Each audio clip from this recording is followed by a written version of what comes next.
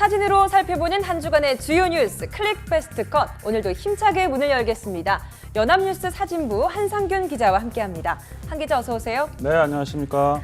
네, 오늘이 2016년 첫 방송입니다. 네. 올 한 해 동안도 또 재밌고 좋은 사진 많이 소개해 주실 거죠? 네, 항상 사건과 사고가 많은데요. 올해는 제발 그 좋은 일만 있어서 그 뒷이야기를 풍성하게 전해줄 수 있으면 좋겠습니다.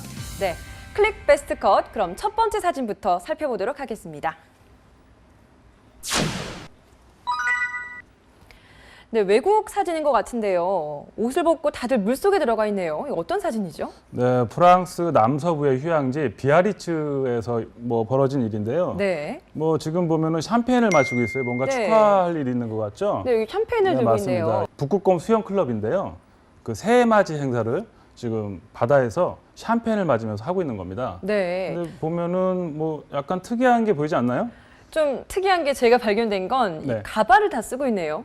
네, 가발 색깔이 좀 다 달라요. 예, 가발 색깔이 빨강색, 파랑색, 흰색이 있습니다. 네, 이거 이거- 어떤 의미죠? 네, 프랑스 국기 색깔을 의미하고 있죠. 그래서 아, 네, 한 해를 맞이하는 행사이기도 하지만 지난 한 해 안 좋은 일이 있었죠. 그 테러 그것을 이제 추모하기 위해서 그 프랑스 국기를 상징하는 그 가발을 쓰고 이번 행사를 하고 있는 것입니다. 네. 이 새해를 맞이해서 힘차게 시작을 하자라는 의미로 전 세계에서 지금 북극곰 수영 대회가 열리고 있잖아요. 네. 그런데 여기는 지금 수영 클럽 이름 자체가 북극곰이네요. 네, 그렇습니다. 지금 세계적으로 보면은 뉴욕, 알래스카, 네덜란드 그런 데서는 그 북극곰 수영 대회가 아주 유행하고 있습니다. 우리나라에서도 보면은 그 해운대에서 오는 9일부터 수영 대회를 열게 되는데요. 이 수영 대회는 지난 1988년 서울 올림픽을 기념해서 열렸습니다. 근데 그 이후에 지금까지 이어지고 있는데요. 그 영국 방송 BBC에서 세계 10대 2세 겨울 스포츠로 선정할 정도로 아주 인기가 많다고 합니다. 네. 그래서 하는 방법은 아주 간단합니다. 한 백사장을 막 뛰어가서 한 80m 정도 수영을 해요. 네. 그래서 먼저 도착하면 1등을 하게 되는 건데 사실 1등하고 그거는 중요하지 않죠. 이런 대회 의미가 맞지 새해 맞이인 것처럼 이 추운 겨울에도 불구하고 내가 수영을 한다. 그런 의미가 있는 행사니까요. 근데 이번 해운대 행사도 5,000명을 모집하는데 금세 마감이 됐다는 후문입니다.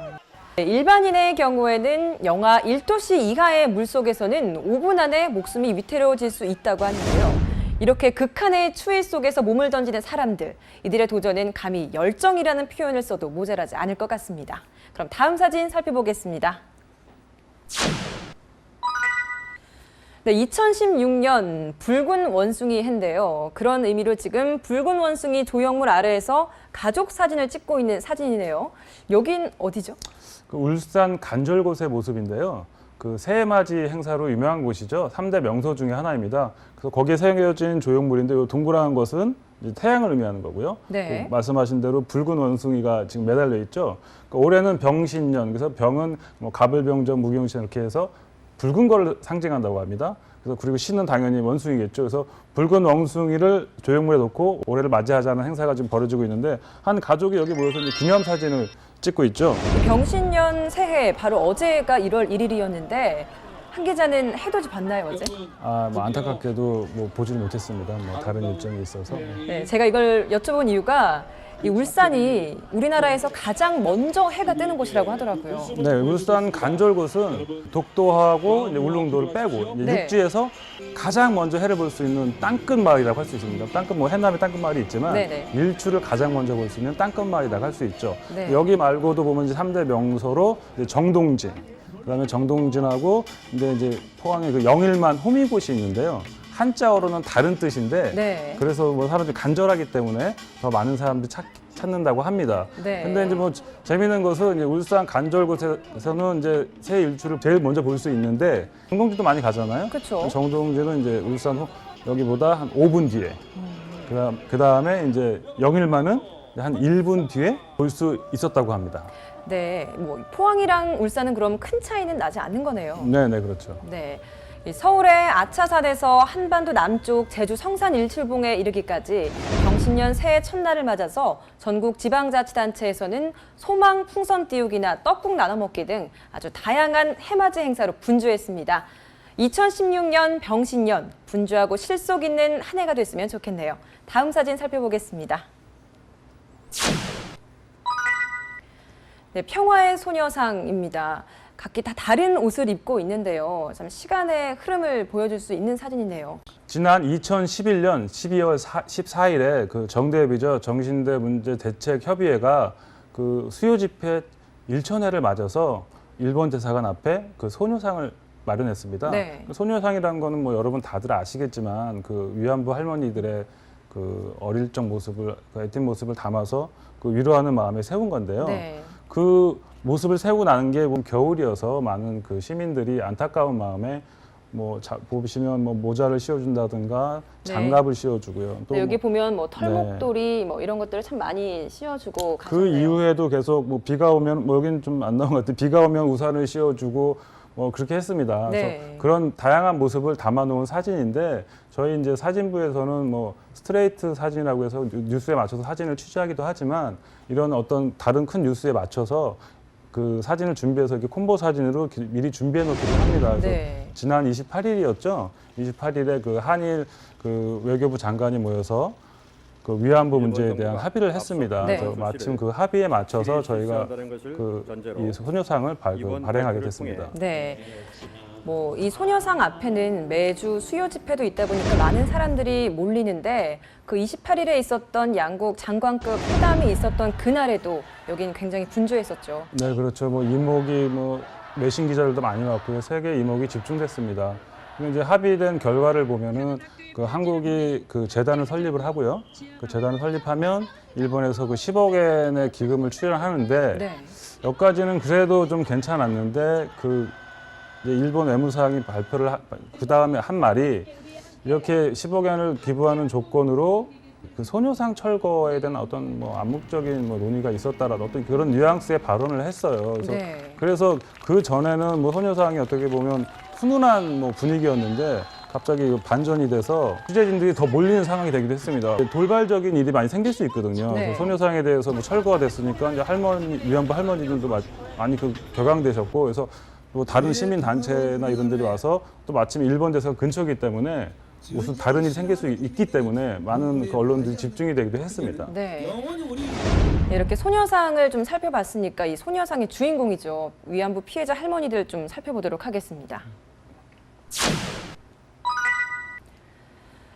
네, 나눔의 집에서의 모습인 것 같은데요. 굉장히 격앙된 모습의 할머니가 손짓을 하고 있습니다. 외교부 차관은 굉장히 좀 송구스럽다는 표정을 짓고 있는 건지 고개를 숙이고 있거든요. 이 사진은 그 회담 발표 당일은 아니고요. 그 다음 날 29일 날 사진입니다. 그래서 이제 위안부 할머니들에게 어떤 회담 결과에 대해서 설명을 하기 위해서 그 외교부 차관 두 분께서 한 분은 광주의 그 나눔의 쉼터로 가시고 다른 한 분은 이분이시죠. 임성남 차관은 그 서울 마포에 있는 그 정대협 쉼터를 방문했습니다. 네. 근데 이제 당연히 많은 이쪽 주변에도 많이 안 보이지만 많은 언론들이 모여 있었어요. 근데 이제 할머니께서 이제 그 차관이 들어오자마자 많이 호통을 치셨죠.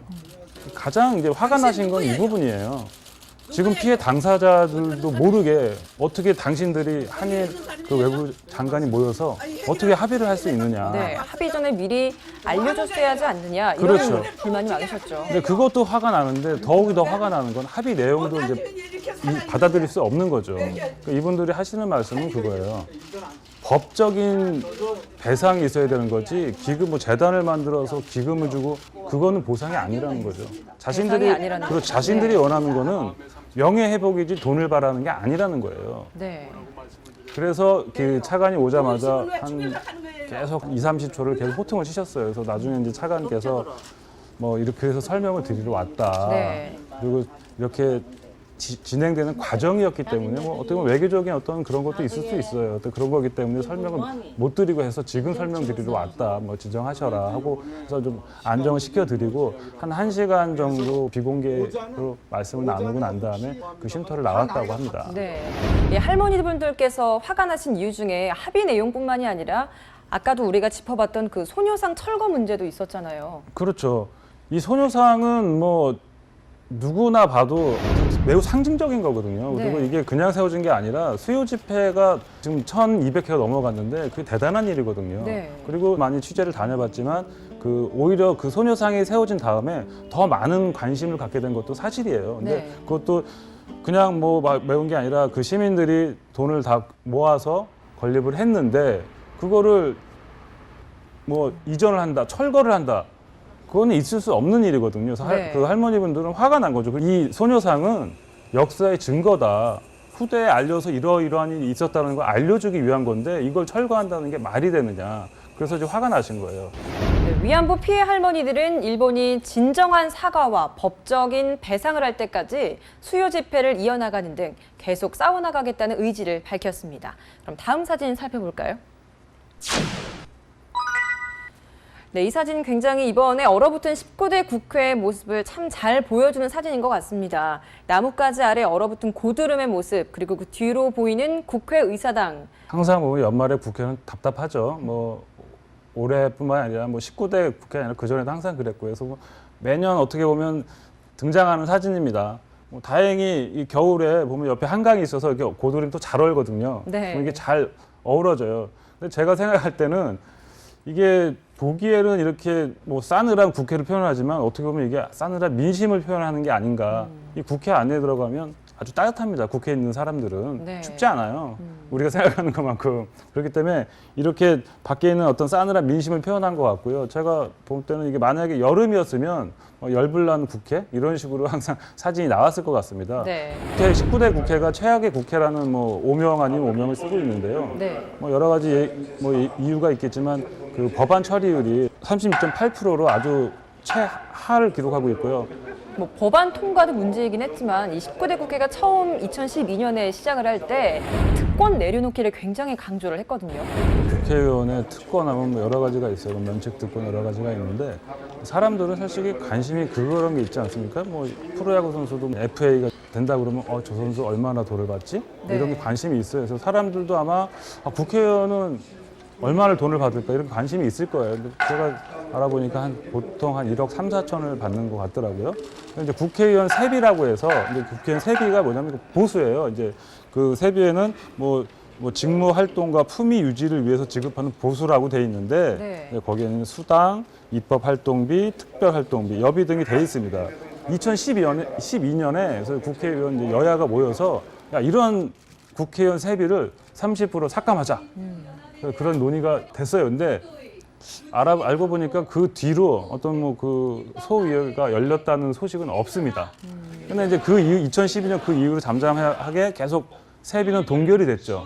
동결이 됐는데 올해 또 이제 재밌게도 3%를 인상하겠다. 그러니까요. 뭐 물가 인상이 여러 가지로 해서 공무원이 그때 인상하기도 했으니까요. 이제 공무원이긴 공무원이니까요. 했는데 이게 이제 여론이 들고 일어난 거죠. 근데 다른 법안 처리는 굉장히 어렵고 진척이 없는 상황에서 이 세비 인상은 굉장히 속전속결로 진행이 됐었잖아요. 그렇죠. 그래서 이제 여론의 문매를 막고 나서 취소가 되는 아이러니고 해프닝이 있었는데 참 그렇죠. 돈을 뭐 1억을 받든 10억을 받든 우리 저기 외국의 강정호 선수나 이런 선수가 잘 때리고 홈런 잘 치면 뭐 50억 아깝지 않잖아요. 네, 그럼요. 근데 국회의원들은 돈은 돈대로 받고 일은 제대로 안 하고 또 말하자면 뭐 또 저기 부업도 하시잖아요. 뭐 좀 시집도 파시고 네. 뭐 이제 보좌관한테 저기 월급 상납도 받으시고. 정치 혁신의 단골 메뉴였던 의원 징계 강화, 국회 윤리위원회의 외부 인사 충원 약속도 이뤄지지 않았는데요. 친인척을 보좌관으로 등록하고 인건비를 사취하는 등 이런 편법이 운영되는 걸 막기 위한 법안도 폐기 직전인 상황입니다. 다음 사진 살펴보도록 하겠습니다.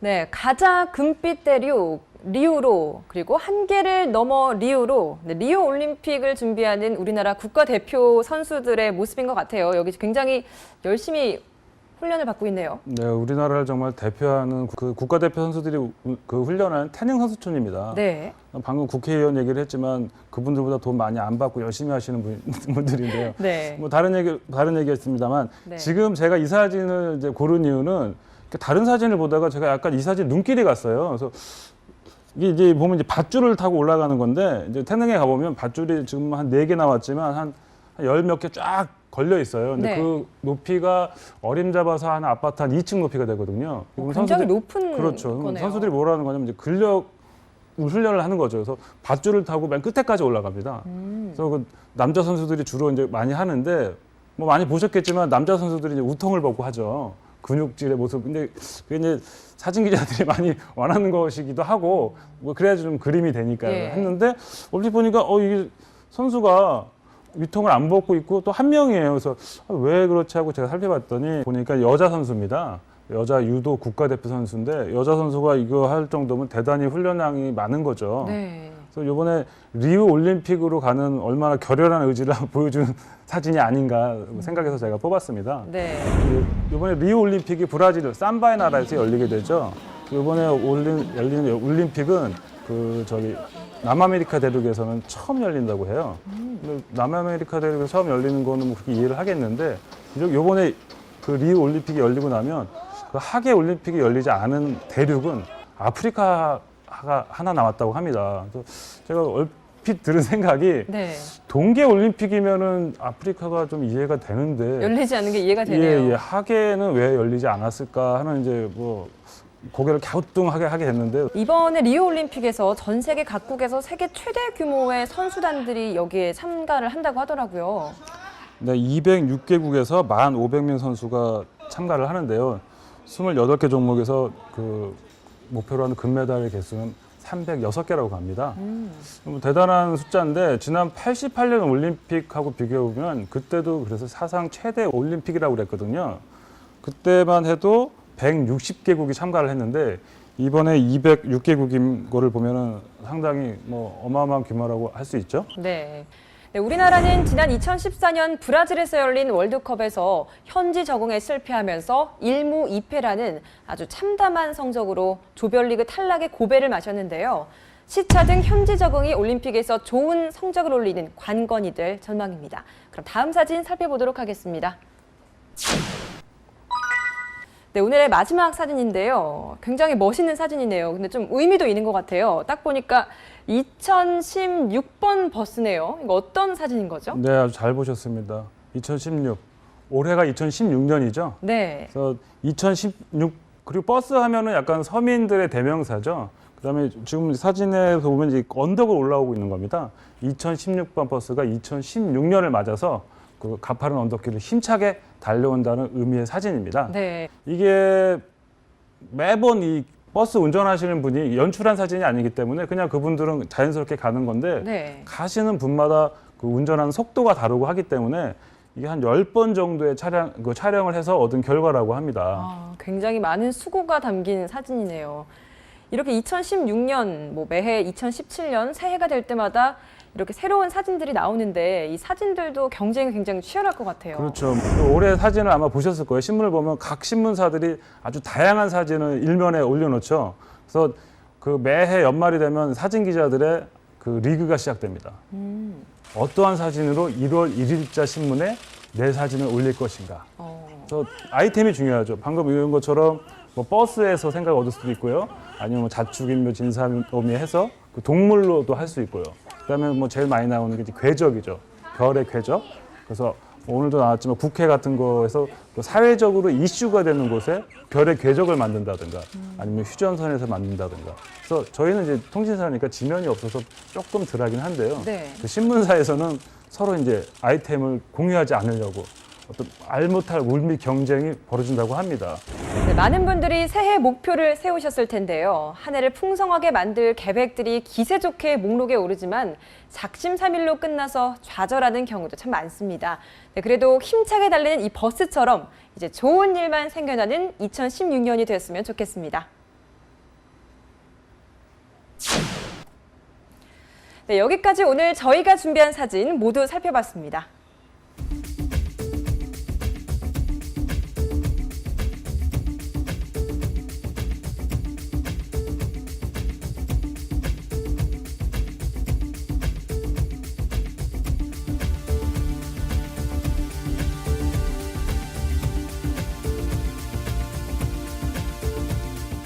네, 한 기자, 오늘 살펴본 사진들 중에 베스트 컷을 뽑는다면 어떤 사진일까요? 네, 뭐 2016년에 딱 걸맞은 사진이 마지막이 나온 것 같은데요. 우리 홍혜인 기자의 뭐 노력도 가상하고 네. 결과물도 아주 좋았던 것 같습니다. 그래서 2016번 버스, 힘차게 달리는 2016번 버스를 올해 베스트 컷으로 선정하겠습니다. 지난해 말 이뤄진 한일 위안부 협상 합의와 관련해서 여전히 상처를 치유하지 못한 채 새해를 맞는 분들이 이제 46분 남아 계십니다. 한국과 일본 이 두 나라의 진정성 있는 후속 조치들을 통해서 조금이나마 부분들의 응어리가 풀어지기를 기대해 봅니다. 네, 클릭 베스트 컷 여기서 마칩니다. 시청해주신 여러분 고맙습니다.